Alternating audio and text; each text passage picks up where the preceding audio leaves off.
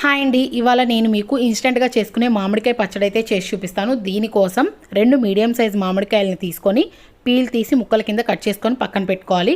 ఇప్పుడు 2 స్పూన్ల ధనియాలు, 1 స్పూన్ జీలకర్ర, 1 స్పూన్ ఆవాలు, 1/2 స్పూన్ మెంతుల్ని స్లో ఫ్లేమ్లో బాగా వేయించుకోవాలి.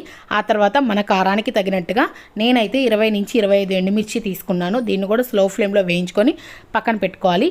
ఇవి బాగా చల్లారాక మిక్సీ జార్లోకి తీసుకోవాలి. టేస్ట్కి తగినంత రాక్ సాల్ట్ అయితే తీసుకోవాలి.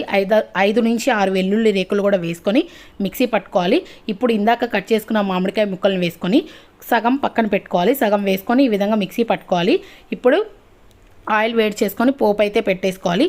పోపు బాగా వేగిన తర్వాత మనం ఇందాక మిక్సీ పట్టిన మామిడికాయ పచ్చడిని వేసుకొని మిగిలిన మామిడికాయ ముక్కల్ని కూడా అందులో యాడ్ చేసుకొని 5 నుంచి 10 నిమిషాల పాటు స్లో ఫ్లేమ్లో వేయించుకొని వేడి వేడి అన్నంలో సర్వ్ చేసుకొని తింటే చాలా టేస్టీగా ఉంటుంది.